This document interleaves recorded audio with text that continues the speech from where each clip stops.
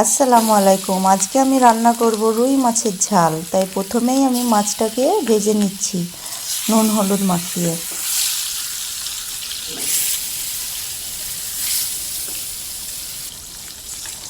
মাছটা আমার ভাজা হয়ে গেছে, আমি এটাকে তুলে নিব।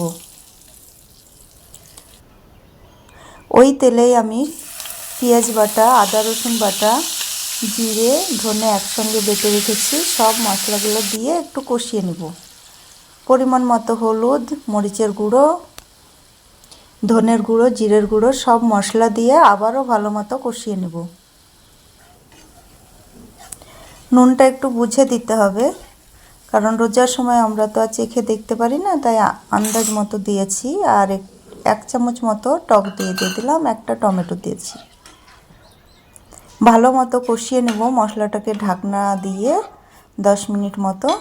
মশলা আমার কষানো হয়ে গেছে।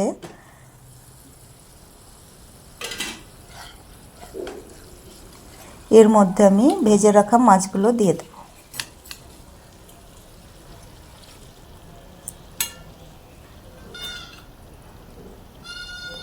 ওপর থেকে ধনেপাতা ছড়িয়ে ঢাকনা বন্ধ করে কিছুক্ষণ রান্না করে নেব। রান্না আমার হয়ে গেছে। দেখো দেখতে কত সুন্দর লাগছে। তোমরাও ওইভাবে রান্না করবে, অনেক খেতে ভালো হয় আর দেখতেও খুব ভালো লাগে।